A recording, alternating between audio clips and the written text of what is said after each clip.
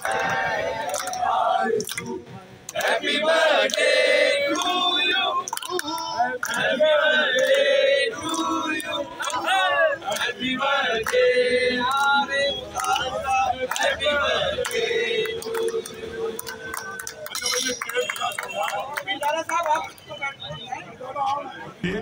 آپ سب کی بھرپور تالیوں میں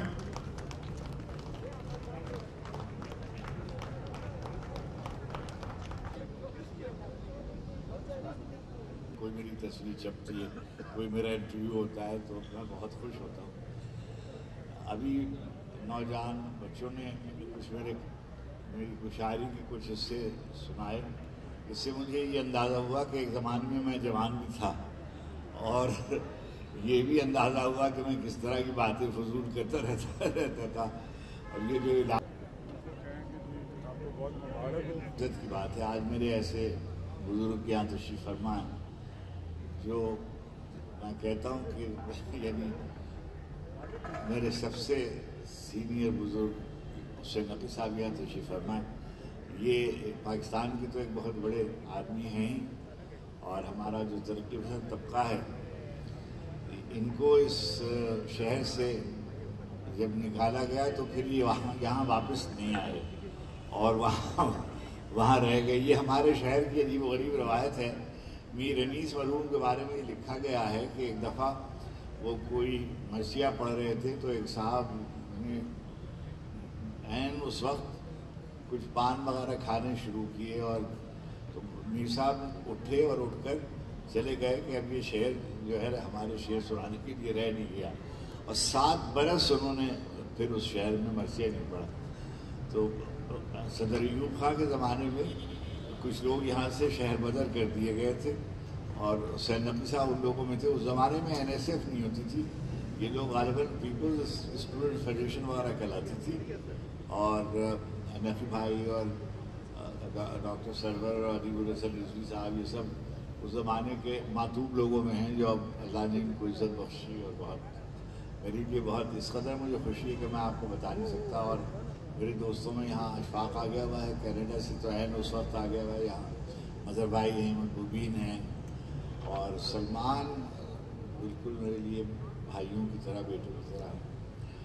بہت آپ کی مہربانی کہ آپ نے یاد فرمایا اور اس قدر اچھی موسیقی سنوائی.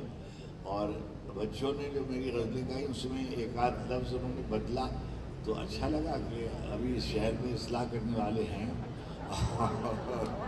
اور اچھا بعض اس کی اصلاحیں ایسی ہیں کہ جو میں نے قبول کی. آئندہ جب میں پڑھوں گا تو اس کو اسی طرح سے پڑھوں گا وغیرہ وغیرہ. مگر دیکھیے یہ اسی سے میں بات شروع میں کہتا رہتا ہوں کہ میرے نام پہ وقتاً فوقتاً لاٹریاں نکلتی رہتی ہیں. میں ٹی وی میں کام کرتا تھا اور ایک چھوٹی سی منزل میں، اور یہیں کراچی ٹی وی میں، تو ایک روز ٹیلی فون آیا، اور ہماری جو ٹیلی فون آپریٹر تھی، میرے پاس اس وقت براہ راست فون ہوتا نہیں تھا، انہوں نے مجھ سے کہا کہ یہ خاتون ہے. میں نے انہیں کہا ہوا تھا کہ مجھے فون نام پوچھ کے ملایا کریں. تو انہوں نے کہا کہ کوئی خاتون ہے لالا موسیٰ سے. تو میں نے ان سے کہا کہ لالا موسیٰ میں میری کوئی خاتون نہیں ہے. اچھا. تو انہوں نے پھر مجھ سے کہا کہ وہ اصرار کر رہی ہیں. اب جب میں نے فون لیا تو معلوم ہوا وہ روشنانہ بیگم تھی. اور انہوں نے مجھے، اب آپ سمجھیے میں تو کرسی سے اٹھ کے کھڑا ہو گیا، کہنے لگی کہ میں نے آپ کی غزل گائی ہے ایک پروگرام میں. خواجہ نجم الحسن ہمارے دوست، انہوں نے وہ گوائی تھی، اور یہ ہونے کو تو کیا ہوا نہیں ہے یہ انہوں نے گائی. یہ ان کی وہ تو ظاہر ہے وہ تو کلاسیکل میوزک اورل ٹریڈیشن میں تھی. کبھی کبھار غزلیں شاید انہوں نے زندگی میں 2-4 غزلیں گائیں تو انہوں نے یہ غزل گائی. اور ایک لڑکا ایک میرے ساتھ کام کرتا تھا بچہ، مرغوب اس کا نام تھا، مرغوب صدیقی. ایک دن وہ آیا، وہ پروڈیوسر ہو گیا بعد میں، اور انہوں نے کہا کہ میں نے آپ کی غزل گوائی ہے. تو میں نے کہا کیا، کس سے؟ تو اس نے کہا کہ محمد علی شیخی سے. اچھا، اب وہ محمد علی شیخی اس زمانے میں نوجوان، اس زمانے میں بہت ہی نوجوان تھے، اور یہ وہ ان پتلونوں کو کچھ کہتے تھے غالباً بیل باٹمز. وہ وہ پہنے ہوئے، اچھا وہ تو جو رقص کرتے ہوئے گاتے تھے، تو میں نے کہا بھائی غزل کیسے رقص کرتے ہوئے گائے گا؟ مگر اس نے کلر ٹی وی کا پہلا پروگرام تھا اور اس نے وہ غزل گائی، جان بہت شرمندہ ہے۔ اب وہ اس کا اتنا برا استعمال ہوا کہ جب میں ملک سے باہر چلا گیا تو مختلف لیڈروں کے نام سے وہ آنے لگا، جان بہت شرمندہ ہے کہ بجائے ان کا نام رکھ دیتے تھے اور اس کو بنا لیتے تھے، مثلاً بھٹو ہم شرمندہ ہیں وغیرہ، اور تیرے قاتل زندہ ہیں، اور بہت سا۔ آخر میں ایک نعرہ لگا جو میں یہاں پڑھ بھی نہیں سکتا، بتا بھی نہیں سکتا، اس لیے کہ مجھے 2-1 سال 2-1 مہینے بھی زندہ رہنا ہے۔ تو کراچی مجھے بہت عزیز ہے، اور ظاہر ہے کہ سب کو عزیز ہوتا ہے جہاں میں نے زندگی کے بہت اچھے دن یہاں گزارے۔ میں لکھنؤ سے جب آیا تو میری عمر 21 برس کچھ مہینے تھی، میں نے ماسٹرز ختم کیا اور میں یہاں چلا آیا۔ تو اس زمانے میں اس کے بعد سے میں برابر پھرتا رہتا ہوں، کبھی 13-14 برس میں نے لندن میں گزارے، کچھ 2 برس کے قریب میں نیو یارک میں گزارا، ابھی 4 برس میں ایران میں رہ کے آیا۔ مگر کراچی جب کوئی مجھ سے پوچھتا ہے تو میں کہتا ہوں کہ بھائی میرا کراچی سے تعلق ہے، اور میں اس پہ فخر کرتا ہوں کہ کراچی سے تعلق ہے۔ ایک دفعہ میں جب بے روزگار ہوا تو مجھے بلایا گیا، بتایا گیا کہ آپ کو کراچی کی کسی یونیورسٹی میں وائس چانسلر ہو کے چلے جائیے۔ تو میں نے کہا کہ میں کراچی نہیں جانا چاہتا۔ تو انہوں نے مجھ سے جواب میں پوچھا کہ سبب؟ تو میں نے کہا کہ میں کراچی میں مرنا چاہتا ہوں مگر مارا نہیں جانا چاہتا ہوں۔ تو انہوں نے، میں نے کہا میں یہ نہیں چاہتا ہوں کہ ایک دن بوری سے برآمد ہوں میرے اوپر لکھا ہوا ہو کہ یہ افتخار علی صاحب وغیرہ وغیرہ۔ لیکن ظاہر ہے کہ سب اپنے اپنے گھروں کو پلٹ کے دیکھتے ہیں۔ میں نے یہ غزل لکھی لندن میں، اور مجھے کراچی بہت یاد آتا تھا۔ اس میں ایک شعر آیا کہ تمام خانہ بدوشوں میں مشترک ہے یہ بات، سب اپنے اپنے گھروں کو پلٹ کے دیکھتے ہیں۔ تو کل جناب محی الدین حیدر صاحب تشریف فرما تھے، وہ اس زمانے میں ہوم منسٹر تھے، تو انہوں نے مجھ سے کہا کہ آپ نے مجھ سے تعلقات اچھے تھے، تو انہوں نے مجھ سے کہا کہ فلاں شاعر یہ کہہ رہے تھے کہ آپ جو ہیں وہ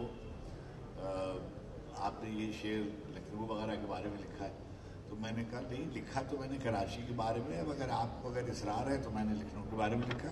وہی اس میں یعنی جو آدمی زندگی کے دن جہاں گزارتا ہے وہ سب اس کو یاد آتے ہیں۔ کوئی آدمی آکسفرڈ میں پڑھتا ہے، ساری زندگی وہ کہتا ہے، اپنے نام کے آگے لگا لیتا ہے آکسفرڈ۔ اب میں نے اگر لکھنؤ یونیورسٹی میں تعلیم حاصل کی ہے تو مجھے اس پہ فخر ہے، اور میں وہاں جو حسین عقیل صاحب جو ہیں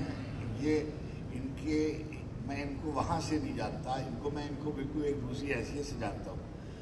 ان کے جو چھوٹے بھائی تھے وہ میرے دوستوں میں تھے، اور میرے بازی کے مقابلے میں وہ آتے تھے، اور کبھی میں جیتتا تھا اور کبھی وہ جیتتے تھے، اور ہمیں دونوں کو بہت شعر یاد تھے۔ اچھا وہ تو رہتے بھی اس آبادی میں تھے جہاں بہت سے شاعر رہتے تھے، ان کے محلے میں بڑے بڑے لوگ رہتے تھے، اور آرزو صاحب اور منع آغا زکی اور کون کون۔ اچھا میں تو کوئی بہت ہی غریب گھرانے سے میرا تعلق تھا، تو میں تو بس جو گلدستے ایک چیز ہوتی تھی جس میں شاعروں کی رودات چھپی ہوتی تھی، تو میں پورا گلدستہ یاد کر لیتا تھا، اور میں مجھے ہمیشہ کوئی نہ کوئی نام ضرور ملتا تھا۔ وہ سب میں نے جمع کر رکھے۔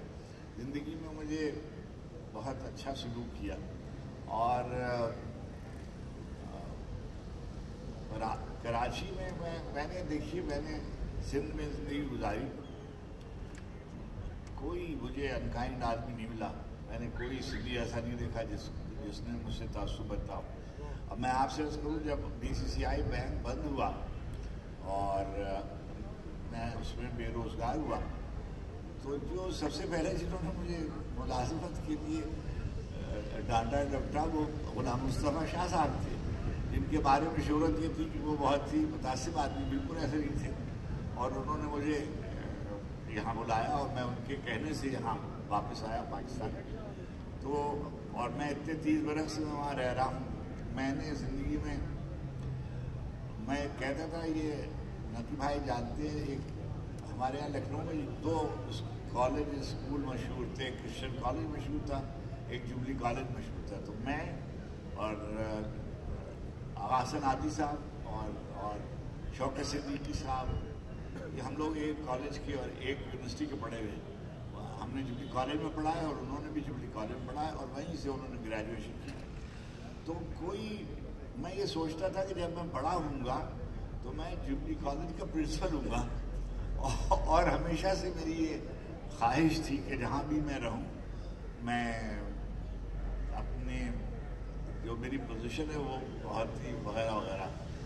اب میں نے ساری زندگی مجھے یعنی میں ایک شکر گزار آدمی ہوں، میں نے بہت محنت کی بہت، اور یہ دیکھا کہ سارا کوئی زندگی کے پورے قصے میں جو عملی زندگی ہے، میں اردو مرکز کا مجھے سربراہ بنایا گیا، میں 14 برس رہا وہاں، پھر میں اکادمی ادبیات پاکستان کا میں سربراہ رہا، پھر میں مقتدرہ قومی زبان کا سربراہ رہا، پھر میں نیشنل بک فاؤنڈیشن کا ہیڈ رہا، پھر میں ECOIC کا صدر بنا کے بھیج دیا گیا. میں پہلا نان ایرانین پریزیڈنٹ تھا جو بنایا گیا.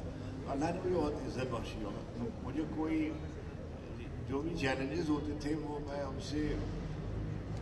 ان کو بھگتا لیتا تھا، اور میں نے کبھی کوئی شکست نہیں کھائی، اور اللہ نے مجھے بہت کرم فرمایا بہت ہی.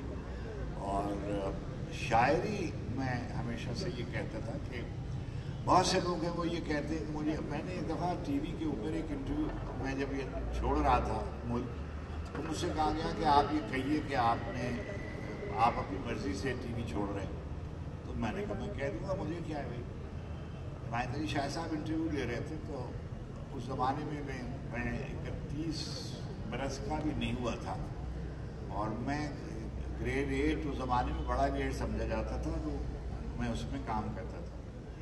تو جب میں نے استعفیٰ دیا تو مجھے کہا گیا کہ آپ کہیے. جنرل مجیب الرحمان صاحب ہمارے ہوتے تھے، اور انہوں نے فرمایا کہ آپ یہ کہیے کہ آپ اپنی مرضی سے جا رہے ہیں. میں نے کہا میں کہہ دوں گا، میرے کیا ہے بھائی.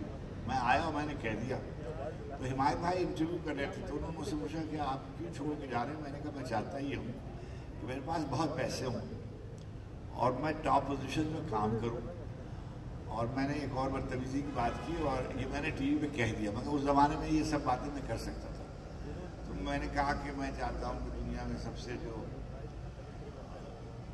میری عمر نہیں ہے ایسی کہ میں کہوں وہ بات اس لیے کہ میں چاہتا ہوں ایسا ہو، اور میں چاہتا ہوں یہ ہو، اور منصب سب سے زیادہ ہو.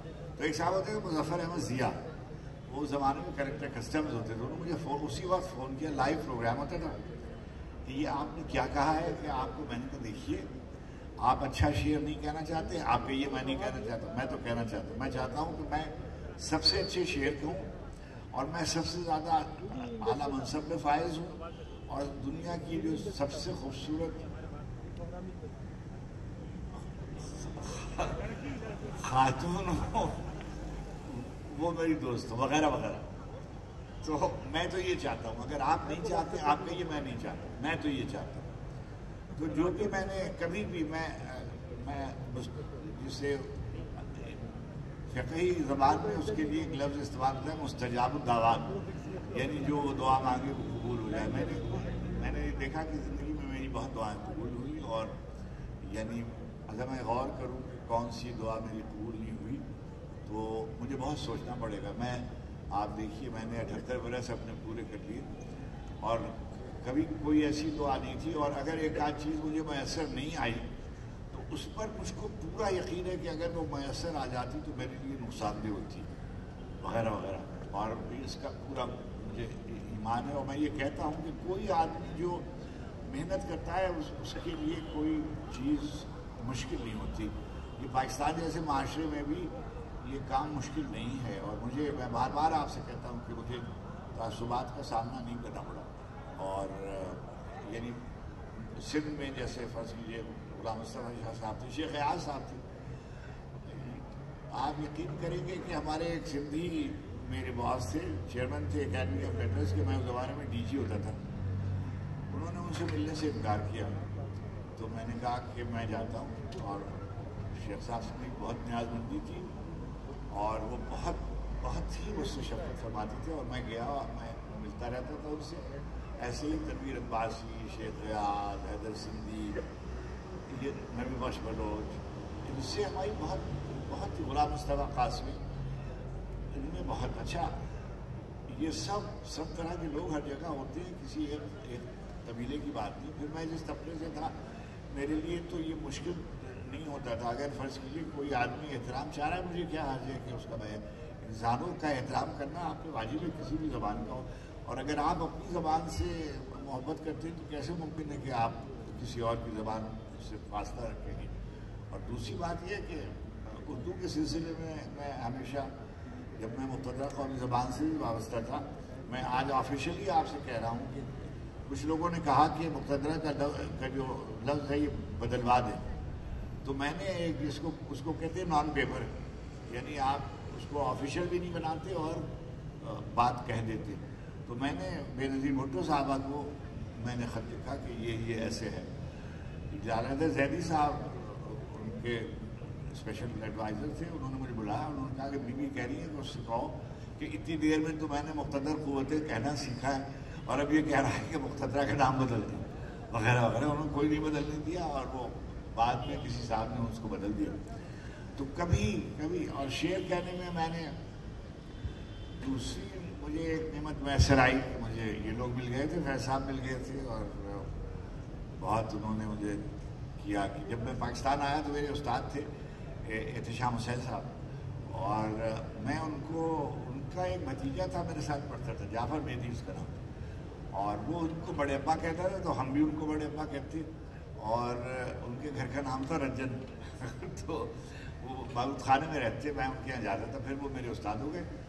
انہوں نے مجھے خط لکھ کے دیے، سبتی حسن صاحب کے لیے خط دیا، وقار عظیم صاحب کے لیے خط دیا، وحید مرزا صاحب ایک ہوتے تھے، وہ اس زمانے میں لاہور میں ہوتے تھے، وہ ہمارے یہاں عربی ڈپارٹمنٹ کے ہیڈ آف دا ڈپارٹمنٹ تھے، اور انہوں نے امیر خسرو میں سب سے پہلی کتاب لکھی تھی. آپ ان کے صاحبزادے تھے طاہر مرزا، ان کو آپ جانتے ہیں، وہ یہاں ڈان کے ایڈیٹر بھی رہے. تو وحید مرزا صاحب کو خط دیا.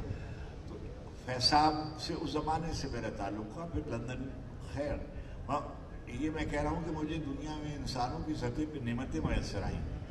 دوسری بات یہ ہے آغا حسن عابدی صاحب کہ بہت ہی معتوب اور متنازع آدمی ہیں، لیکن میں آپ سے کہوں کہ جتنی دیر میں نے ان کو دیکھا اور جیسا میں نے ان کو دیکھا ایسا کوئی پاکستانی میں نے دوسرا نہیں دیکھا، اور اس قدر لائق اور اس قدر شائستہ اور نفیس آدمی میں نے اپنی زندگی میں نہیں دیکھا. وہ احسان کرنے والے اور احسانوں کو یاد نہ دلانے والے آدمی تھے. اور میں نے کبھی ایسی کوئی بات، یعنی میری زندگی میں ایسے مرحلے ایسے لوگوں کے ساتھ انہوں نے سلوک کیے کہ آپ تصور بھی نہیں کر سکتے کہ کیسے لوگوں کو کیسے انہوں نے سنبھالا. BCCI میں ہر بینک میں کچھ نہ کچھ ہوتا ہے. میں یہ کوئی نہیں کہہ رہا کہ انہوں نے ان کے بینک نے کوئی متنازع کام نہیں کیا ہوگا، مگر جو ان کو سزا ملی وہ بالکل کسی اور کام کی تھی. میں نے BBC پر اسی زمانے میں جب یہ سب بعض لوگوں کو گرفتار کیا گیا تھا، لوگ جاتے نہیں تھے لندن، تو میں لندن گیا تو مجھے BBC والوں نے کانٹیکٹ کیا اور میرا انٹرویو کیا، اور اچانک ادبی سوال کرتے کرتے خاتون نے یہ BCCI کے بارے میں پوچھا. تو میں نے کہا کہ BCCI میں ممکن ہے کہ وہ جو اسکیم جس کو کہتے ہیں اسپرنگ آپریشن جو تھا وہ ہوا ہو، مگر یہ جو اس کو لیکویڈیشن جو اس کو بین کیا گیا اس کے اسباب کچھ اور ہیں. امریکنز یہ نہیں چاہتے تھے کہ کوئی بھی بینک تیسری دنیا کے لوگوں کو، جبکہ وہ ان پہ بین لگا رہے ہو، اس کو فائنانس کرے. اور انہوں نے افریقہ میں، لیٹن امریکہ میں بہت کام کیا تھا ہمارے بینک پہ وغیرہ وغیرہ. تو جو بینک بند کیا گیا اس کے اسباب دوسرے تھے، لیکن جو بتائے گئے آپ کو وہ دوسرے اسباب تھے. نتیجہ یہ ہوا کہ خود پاکستان میں ان کے بارے میں دو رائے پائی جاتی ہیں، کیونکہ ایک پاکستانی ہمارے طارق علی صاحب ہیں، ان کو کبھی بھی ساؤتھ ایشیا کی کوئی بات اچھی نہیں لگتی جب تک وہ کوئی بھی بات ہو. ان کی ایک کتاب، میں نے ان کو انٹرویو ایک زمانے میں کرتا تھا BBC سے، میں نے ایک انٹرویو کیا کیا کچھ ایک وہاں ایک چھوٹی سی کتاب ہے ان کی پاکستان کے بارے میں. میں نے ان سے کہا کہ یہ مجھے بتائیے کہ جو آؤٹ سائڈر ہیں آپ پاکستان کے، آپ یا نراج چودھری یا حنیف قریشی اور یہ سب لوگ جو ہیں، آپ سب لوگ جو ہیں وہ ساؤتھ ایشیا، نیپال، یہ سب لوگ ساؤتھ ایشیا کے خلاف لکھتے ہیں. آپ کو ساؤتھ ایشیا میں کوئی چیز اچھی نہیں لگتی. مگر آپ کو آج تک کوئی ریکگنیشن نہیں ملی. آپ ساؤتھ ایشین انگلش رائٹر کے طور پہ مشہور ہیں. آپ کو ٹوکنزم کے طور پہ ان کو تسلیم کیا جاتا ہے. آپ ان کی مین اسٹریم میں کہیں بھی نمبر نہیں کرتے. مگر انہوں نے سب سے پہلے BCCI کے خلاف لکھا اور تھرڈ ورلڈ فاؤنڈیشن کے خلاف لکھا. میں بالکل یہ نہیں کہہ رہا ہوں کہ اس پہ بات جس کا حق ہے اس کو بات کرنی چاہیے, لیکن میں یہ ضرور کہوں گا اور بالکل بصمیم میں قلب کہہ رہا ہوں کہ BCCI میں بہت سی باتیں ایسی ہوئی ہوں گی جو ناسزا ہوں گی یا ہو سکتی ہیں, جن کو آپ ناسزا کہتے ہیں. اگر وہ تیسری دنیا کے لوگوں کو پاکستان سمیت امداد دیتے تھے یا فرض کیجیے لاطینی امریکہ میں بعض لوگوں کو سپورٹ کرتے تھے, دیٹ ڈزنٹ مین کہ وغیرہ وغیرہ وغیرہ. مگر وہ باقاعدہ کسی سازش کے تحت بینک کو بند کیا گیا. اور دیکھیے ان کے انتقال کے بینک کے بند ہونے کے بعد سے لے کر آج تک کوئی فائنانشیل انسٹیٹیوشن یورپ میں اور امریکہ میں کسی مسلمان یا تیسرے ملک کا اسٹیبلش نہیں ہو سکا. کوئی میڈیا ہاؤس جو تھرڈ ورلڈ فاؤنڈیشن کے پاس کوئی میڈیا ہاؤس وہاں نہیں رہ سکا. بہرحال یہ قصہ الگ ہے. مگر میں نے اس لیے یہ ذکر کیا کہ آغا شرابی صاحب یہ میرے لیے عزت کی بات تھی کہ میں ان کو جانتا تھا. میں ان کو پاکستان سے پہلے سے جانتا تھا. وہ میرے کالج کے پڑھے ہوئے تھے, میری یونیورسٹی کے پڑھے ہوئے تھے. میرے جو بزرگ تھے وہ بھی راجہ صاحب محمود آباد کے یہاں ملازم تھے, اور ان کے جو بزرگ تھے وہ بھی راجہ صاحب محمود آباد کے یہاں ملازم تھے. مگر میں ان کو بالکل نہیں جانتا تھا. میں جب یہاں تھا تو ایک آدھ دفعہ انڈائریکٹلی ان سے ملاقات میں کہیے شناسائی ایسے ہوئی کہ ایک دفعہ شہر میں انہوں نے کسی نے مجھے فون کر کے کہا کہ اظہر عباس ہاشمی نے مجھے فون کر کے کہا کہ افتخار تمہیں کوئی شعر ایسا یاد ہے جس میں جوئے کا ذکر آتا ہے؟ تو میں نے کہا کہ کیوں؟ تو کہہ لگے نہیں مجھے معلوم نہیں ہے. وہ بنی صاحب نے کہا ہے کہ آغا صاحب کسی کا شاعر کا ذکر کر رہے ہیں جس میں جوئے کا ذکر آتا ہے. میں نے کہا اچھا مجھے یہ معلوم تھا کہ راجہ صاحب محمود آباد کے یہاں کون کون لوگ پرورش پاتے تھے یا ان کی ملازمت تھی. تو ہمارے یہاں ایک شاعر تھے صفی لکھنوی, تو وہ وہاں پر ملازم تھے استاد کی حیثیت سے. ان کا ایک شعر تھا کہ دنیا کا ورق بینش ارباب نظر میں, دنیا کا ورق بینش ارباب نظر میں, ایک تاش کا پتا ہے کف شوہدہ گر میں. تو میں نے کہ یہ شارپر ہے اللہ تعالیٰ کی ذات کی طرف اشارہ کرتے ہوئے, اور یہ اپنی مرضی سے کرتا رہتا ہے. خیر, تو وہ اس وقت سے وہ مجھے جانتے تھے. جب میں نے ملازمت چھوڑی تو انہوں نے ٹی وی میں نے استعفیٰ دیا, اور یہاں غازی بھائی نہیں معلوم یہاں ہیں کہ نہیں ہے. میں نے ان کو ٹیلی فون کیا. وہ زمانے میں ایک لندن یہ ایک لیٹر لکھتے, ڈائری لکھتے تھے اور سٹی پیج کو بھی دیکھتے تھے. تو میں نے کہا غازی بھائی آپ یہ خبر چھپوا دیجئے کہ میں نے استعفیٰ دے دیا, اس لیے کہ ممکن ہے کہ میں دباؤ میں آ جاؤں اور استعفیٰ واپس لے لوں. تو وہ فوراً کہا کیوں تم نے دے دیا؟ بس میں نے کہا دے دیا. اور خیر وہ انہوں نے خبر دور میں چھپوا دی کہ میں نے استعفیٰ. تو مجھے فون آیا کہ افتخار عالی سے کہیے کہ جب تک میں ان سے بات نہ کروں وہ کوئی ملازمت اختیار نہ کروں. پھر آغا صاحب یہاں تشریف لائے, پھر انہوں نے مجھے اس میں ملازمت دے دی. میری بہت انہوں نے قدر کی, اور بہت سے لوگ ہیں جنہوں نے BCCI میں کام کیا مگر اس کے بارے میں نازیبا بات کرتے ہیں. ان کو حق ہے جیسے وہ بات کرنا چاہیں کریں. مگر میں یہ کہہ رہا ہوں کہ میری ساری زندگی میں وہ جو 14 برس ہیں وہ بہت اچھے گزرے اور بہت مہربانی کے دن گزرے. پھر میں پاکستان آ گیا اور یہاں واپس غلام مصطفیٰ شاہ صاحب, مظہر الحق صدیقی صاحب, یہ سیکٹری ایجوکیشن ہوتے تھے. اور مجھے کسی قسم کی کوئی, میں بہت جلدی میں چیئرمین بنا دیا گیا مقتدرہ کا. تو میں 1995 میں ایک بری بات ہے مگر میں کہہ رہا ہوں باوجود کہ 1995 میں مجھے گریڈ 22 ملا. میں 2019 تک میں لانگسٹ 722 آفیسر ہوں وغیرہ وغیرہ.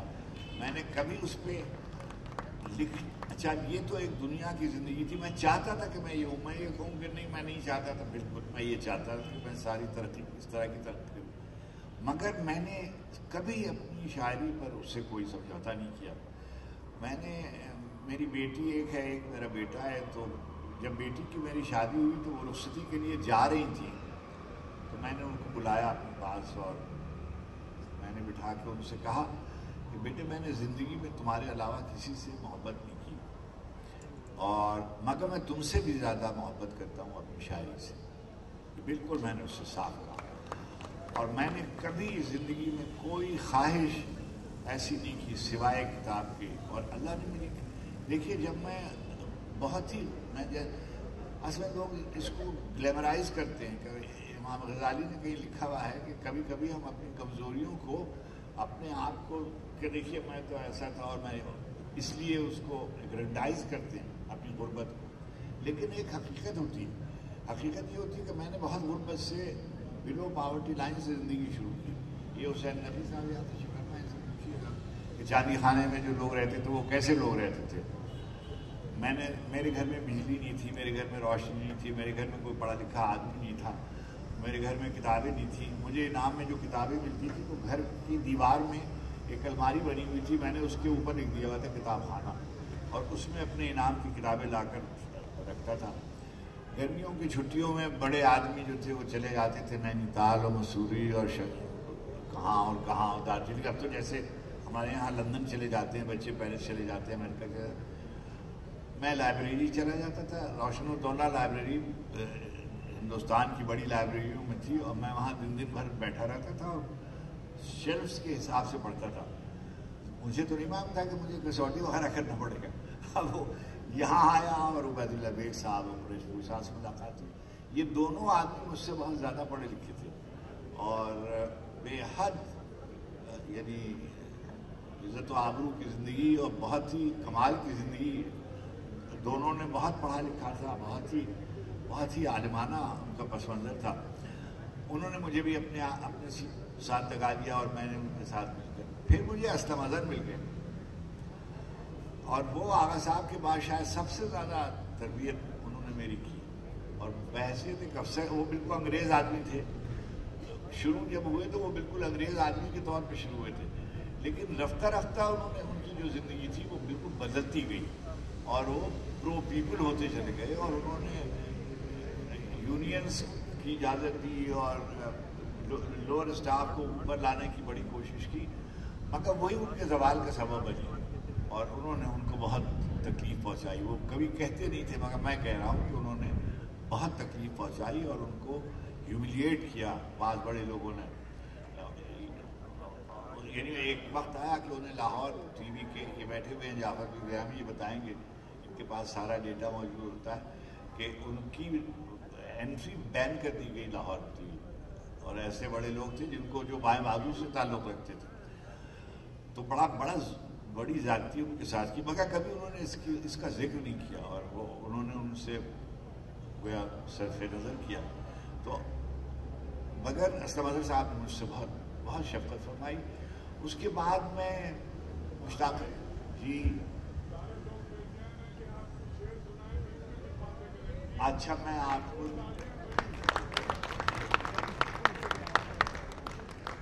دیکھیے، یہ احمد شاہ صاحب جو ہیں یہ بالکل صحیح ریگولیٹ کر رہے ہیں، اس لیے کہ میں تو اپنے بارے میں باتیں کرتے ہی چلا جاتا ہوں.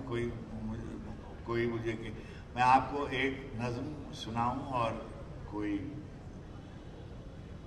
ایک نظم سناؤں اور ایک غزل سناؤں. محافظ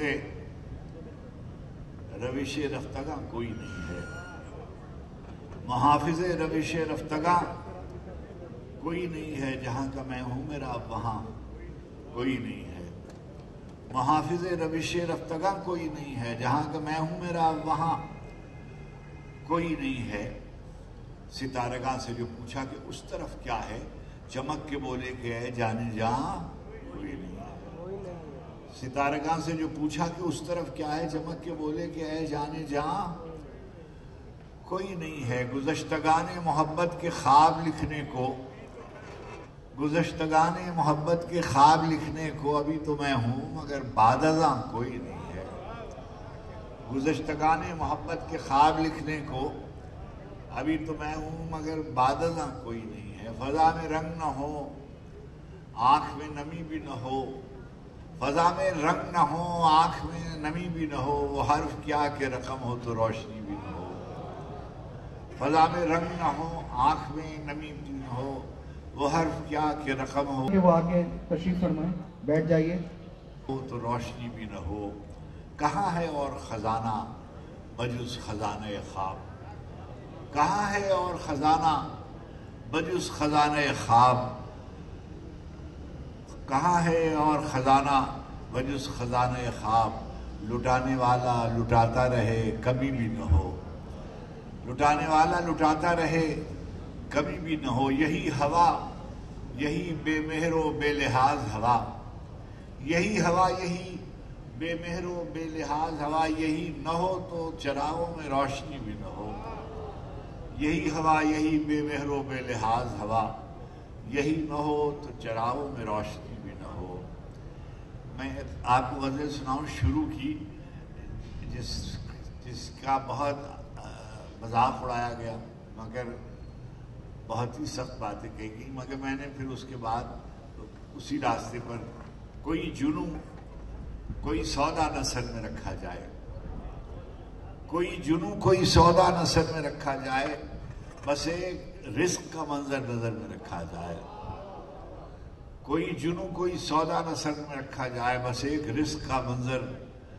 نظر میں رکھا جائے ہر ایک سے پوچھتے پھرتے ہیں تیرے خانہ بدوش عذاب دربدری کس کے گھر میں رکھا جائے ہر ایک سے پوچھتے پھرتے ہیں تیرے خانہ بدوش عذاب دربدری کس کے گھر میں رکھا جائے عذاب دربدری کس کے گھر میں رکھا جو دل میں ہے اب اس کا تذکرہ کرنا پڑے گا جو دل میں ہے اب اس کا تذکرہ کرنا پڑے گا گلی کوچوں میں ہنگامہ بپا کرنا پڑے گا گلی کوچوں میں ہنگامہ بپا کرنا پڑے گا جو دل میں ہے اب اس کا تذکرہ کرنا پڑے گا نتیجہ کربلا سے مختلف ہو یا وہی ہو نتیجہ کربلا سے مختلف ہو یا وہی ہو مدینہ چھوڑنے کا فیصلہ کرنا نتیجہ کربلا سے مختلف ہو یا وہی ہو مدینہ چھوڑنے کا فیصلہ کرنا پڑے گا کہاں کے نام و نسب علم کیا فضیلت کیا کہاں کے نام و نسب علم کیا فضیلت کیا جہان رزق میں توقیر اہل حاجت کیا جہان رزق میں توقیر اہل حاجت کیا شکم کی آگ لیے پھر رہی ہے شہر بشہر شکم کی آگ لیے پھر رہی ہے شہر بشہر سگے زمانہ ہیں ہم کیا ہماری ہجرت کیا شکم کی آگ لیے پھر رہی ہے شہر بشہر سگے زمانہ ہیں ہم کیا ہماری ہجرت کیا مال عزت سادات عشق دیکھ کے ہم مال عزت سادات عشق دیکھ کے ہم بدل گئے تو بدلنے پہ اتنی حیرت کیا مال عزت سادات عشق دیکھ کے ہم بدل گئے تو بدلنے پہ اتنی حیرت کیا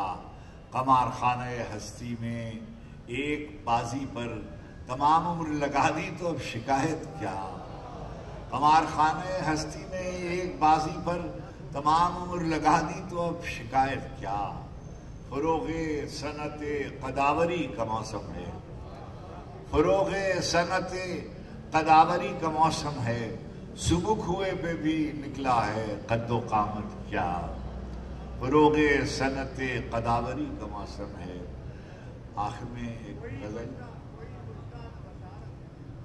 کوئی مجدہ نہ بشارت نہ دعا چاہتی ہے کوئی مجدہ نہ بشارت نہ دعا چاہتی ہے روز ایک تازہ خبر خلق خدا چاہتی ہے کوئی مجدہ نہ بشارت نہ دعا چاہتی ہے روز ایک تازہ خبر خلق خدا چاہتی ہے روز ایک تازہ خبر خلق خدا چاہتی ہے ہم بھی کیا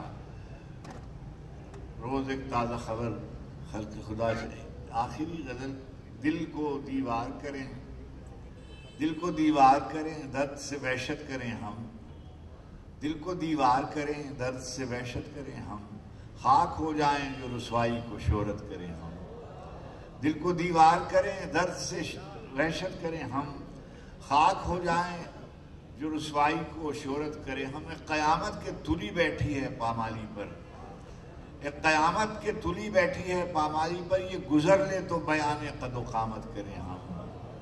ایک قیامت کے تلی بیٹھی ہے پامالی پر، یہ گزر لے تو بیان قد و قامت کریں ہم۔ حرف تردید سے پڑھ سکتے ہیں 100 طرح کے پیج، حرف تردید سے پڑھ سکتے ہیں 100 طرح کے پیج، ایسے سادہ بھی نہیں ہیں کہ وضاحت کریں، حرف تردید سے پڑھ سکتے ہیں۔ سو بڑی مہربانی آپ کو۔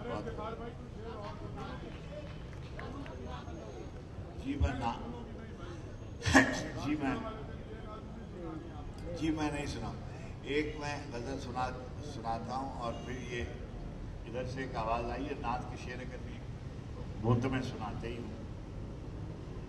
وہ سخن حق کو فضیلت نہیں ملنے والی، سخن حق کو فضیلت نہیں ملنے والی، صبر پر داد شجاعت نہیں ملنے والی، سخن حق کو فضیلت نہیں ملنے والی، صبر پر داد شجاعت نہیں ملنے والی، راس آنے لگی دنیا تو کہا دل نے کہ جا، اب تجھے درد کی دولت نہیں ملنے والی،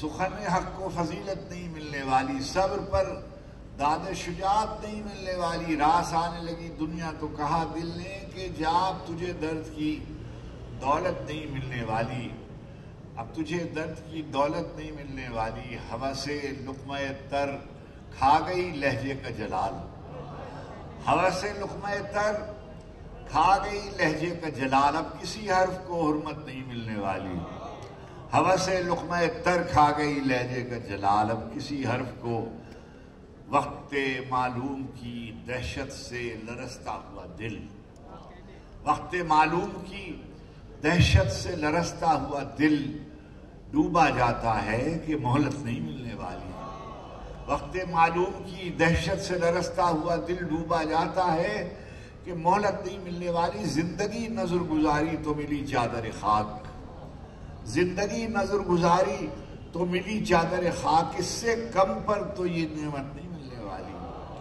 زندگی نظر گزاری تو ملی چادر خاک، اس سے کم پر تو یہ نعمت نہیں ملنے والی، زندگی بھر کی کمائی یہی مصرے دو چار، زندگی بھر کی کمائی یہی مصرے دو چار، اس کمائی پہ تو عزت نہیں ملنے والی، زندگی بھر کی کمائی یہی مصرے دو، جیسا ہوں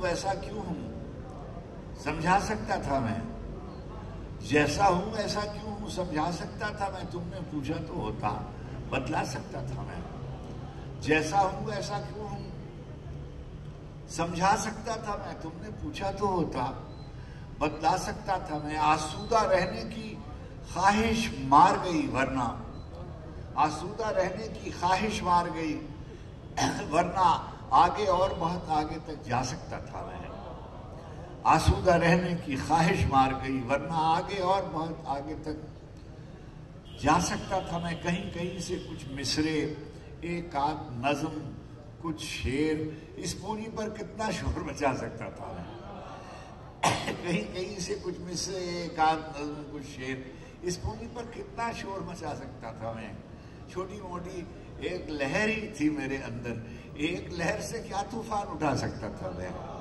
چھوٹی موٹی ایک لہر ہی تھی میرے اندر، اس لہر سے کیا طوفان اٹھا سکتا تھا میں۔ جی میں سنا دیتا ہوں ایک غزل اور سنا کے وہ پھر سنا دیتا ہوں۔ جی میں سنا دیتا ہوں۔ تیری شوریدہ مزاجی کے سبب تیرے نہیں، تیری شوریدہ مزاجی کے سبب تیرے نہیں، اے میرے شہر تیرے لوگ بھی اب تیرے نہیں، تیری شوریدہ مزاجی کے سبب تیرے نہیں، اے میرے شہر تیرے لوگ بھی اب تیرے نہیں۔ میں نے ایک اور بھی محفل میں انہیں دیکھا ہے، میں نے ایک اور بھی محفل میں انہیں دیکھا ہے، یہ جو تیرے نظر آتے ہیں یہ سب تیرے نہیں، تیری شوریدہ مزاجی کے سبب تیرے نہیں، ہے میرے شہر تیرے لوگ بھی اب تیرے نہیں۔ میں نے ایک اور بھی محفل میں انہیں دیکھا ہے، یہ جو تیرے نظر آتے ہیں یہ سب تیرے نہیں۔ یہ بہر لہجہ نئی دھن پہ تھرکتے ہوئے لوگ، یہ بہر لہجہ نئی دھن پہ تھرکتے ہوئے لوگ کس کو معلوم یہ کب تیرے ہیں کب تیرے نہیں. یہ باہر لہجہ نئی دھن پہ تھرکتے ہوئے لوگ کس کو معلوم یہ کب تیرے ہیں کب تیرے نہیں. یہ کیا کہ خاک ہوئے ہم جہاں وہیں کے نہیں. یہ کیا کہ خاک ہوئے ہم جہاں وہیں کے نہیں. جو ہم یہاں کے نہیں ہیں تو پھر کہیں کے نہیں.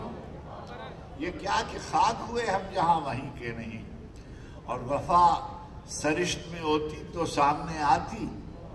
وفا سرشت میں ہوتی تو سامنے آتی. وہ کیا فلک سے نبھائیں گے جو زمین کے نہیں. وفا سرشت میں ہوتی تو سامنے آتی. وہ کیا فلک خوابے. یہ والی غزل یہیں پڑھنی چاہیے اسی شہر میں. خواب دیرینہ سے رخصت کا سبب پوچھتے ہیں. خواب دیرینہ سے رخصت کا سبب پوچھتے ہیں. چلیے پہلے نہیں پوچھا تھا تو اب پوچھتے ہیں. خواب دیرینہ سے رخصت کا سبب پوچھتے ہیں. کیسے خوش طبع ہیں اس شہر دل آزار کے لوگ. کیسے خوش طبع ہیں اس شہر دل آزار کے لوگ.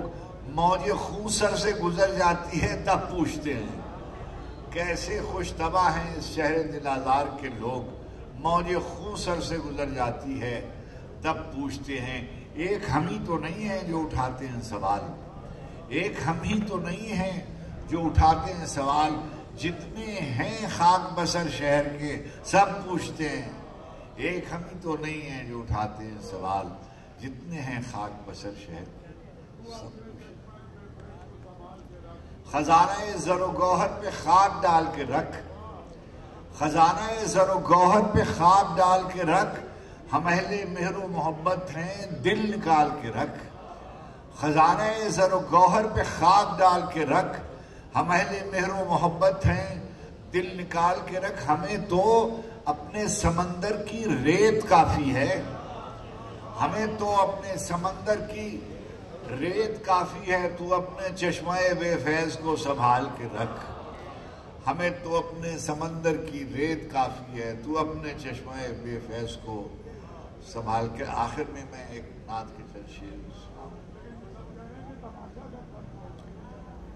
اب تو ختم ہی ہو گیا. بکھر جائیں گے ہم کیا جب تماشا ختم ہوگا. بکھر جائیں گے ہم کیا جب تماشا ختم ہوگا. میں اس قبیلے کا ایک شعر پہلے پڑھ دوں. عجب طرح کی گھٹن ہے ہوا کے لہجے میں. عجب طرح کی گھٹن ہے ہوا کے لہجے میں. کوئی تو پھول کھلائے دعا کے لہجے میں. عجب طرح کی گھٹن ہے دعا کے لہجے میں. کوئی تو پھول کھلائے کیا دعا کے لہجے میں. یہ وقت کس کی رونق پہ خاک ڈال گیا. یہ وقت کس کی رونق پہ خاک ڈال گیا. یہ کون بول رہا تھا خدا کے لہجے میں. یہ وقت کس کی رونق پہ خاک ڈال گیا. یہ کون بول رہا تھا خدا کے لہجے میں. بکھر جائیں گے. کسی اہل ہجر کی بد دعا ہے. کسی اہل ہجر کی بد دعا ہے کہ خودسری کا قصور ہے. کسی اہل ہجر کی بد دعا ہے کہ خودسری کا قصور ہے. یہ جو بات بن کے بگڑ رہی ہے تو کوئی بات ضرور ہے. یہ جو بات بن کے بگڑ رہی ہے تو کوئی بات ضرور ہے. کسی اہل ہجر کی بد دعا ہے کہ خودسری کا قصور ہے. یہ جو بات بن کے بگڑ رہی ہے. میں چراغ لے کے ہوا کی زد پہ جو آ گیا ہوں تو غم نہ کر. میں چراغ لے کے ہوا کی زد پہ جو آ گیا ہوں تو غم نہ کر. میں یہ جانتا ہوں کہ میرے ہاتھ پہ ایک ہاتھ ضرور ہے. میں آخر میں فرمائش ہے کہ دل و نگاہ کی دنیا نئی نئی ہوئی ہے. دل و نگاہ کی دنیا نئی نئی ہوئی ہے. درود پڑھتے ہی یہ کیسی روشنی ہوئی ہے. درود پڑھتے ہی یہ کیسی روشنی ہوئی ہے. میں خود یوں ہی تو نہیں آ گیا ہوں محفل میں. میں خود یوں ہی تو نہیں آ گیا ہوں محفل میں. کہیں سے اذن ملا ہے تو حاضری ہوئی ہے. میں خود یوں ہی تو نہیں آ گیا ہوں محفل میں. کہیں سے اذن ملا ہے تو حاضری ہوئی ہے. خدا کا شکر غلامان شاہ بتا میں شروع دن سے میری حاضری لگی ہوئی ہے. اور یہ سر اٹھائے جو میں جا رہا ہوں جانب خلد، یہ سر اٹھائے جو میں جا رہا ہوں جانب خلد، میرے لیے میرے آقا نے بات کی ہوئی ہے. یہ سر اٹھائے جو میں جا رہا ہوں جانب خلد، حرم کی خاک سے چہرے کو جگمگاتے ہوئے، حرم کی خاک سے چہرے کو جگمگاتے ہوئے، درود پڑھتے ہوئے، منقبت سناتے ہوئے، حرم کی خاک سے چہرے کو جگمگاتے ہوئے، درود پڑھتے ہوئے، منقبت سناتے ہوئے مدینے جا کے در سیدہ پہ بیٹھتا ہوں. مدینے جا کے در سیدہ پہ بیٹھتا ہوں کہ دیکھ لیں مجھے سرکار آتے جاتے ہوئے. مدینے جا کے در سیدہ پہ بیٹھتا ہوں کہ دیکھ لیں مجھے سر. میں بے حد احسان مند ہوں آپ کا، آپ تشریف لائے، آپ نے زحمت فرمائی اور ہما کا بہت اچھی میزبانی کے فرائض انجام دیے. احمد شاہ صاحب کا اور ان کی کابینہ کا کہ آج کی اس تقریب کا اہتمام کیا. بہت مہربانی، بہت کرم.